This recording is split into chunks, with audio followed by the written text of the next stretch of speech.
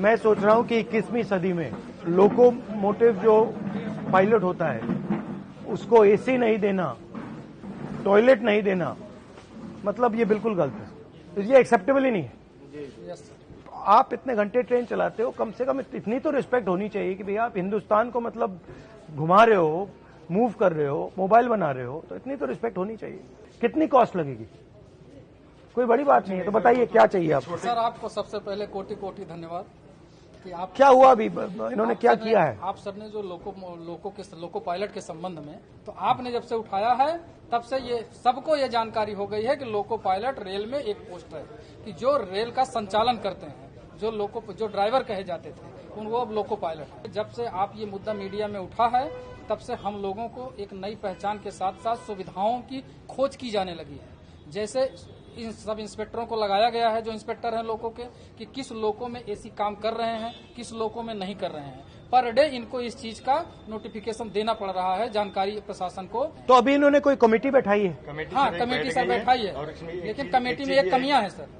Committee में कमियां जो हैं, सिर्फ रेल के अधिकारियों को उसमें बैठाया गया, लोको पायलट से संबंधित किसी को भी उस कमेटी में शामिल नहीं किया गया है। हमारे से एक आदमी तो कम से कम होना चाहिए जो हमारी समस्या को बता सकता है। ठीक है ना? आपके सर उस जो एक वक्तव्य के बाद जो है इन्होंने कमेटी बैठा दी, हमारी ड्यूटी चेंज होने लगी। अदरवाइज सर हम लोग 10 से 12 घंटे ड्यूटी करते थे, कोई पूछता नहीं था सर। और उस कंडीशन में जिसमें लोगों को बैठने की जगह नहीं होती, आप तो कम से कम एक बार बोल दिए सर एसी। वैसे हम लोग खुश होकर आप जैसा लीडर हो तो खुश होकर वर्किंग करें। गलती भी नहीं कर सकता सर, एक नींद आ जाए। वैसे जनरल आदमी रेस्ट कर रहा हो तो एक बार आराम कर लेता है, उसमें सर हम लोग गलती करते तो एक्सीडेंट होता है। जैसे आजकल हो रहे हैं, इतने प्रेशर में सर वर्किंग करा रहे हैं, हम लोग को सर प्रॉपर रेस्ट नहीं मिल रहा। हमें केवल 14 घंटे का रेस्ट मिलता है। वो रेगुलर जो 16 घंटे का रेस्ट होता है नाइट और डे के बीच में, उसके अलावा केवल 14 घंटे का रेस्ट होता है।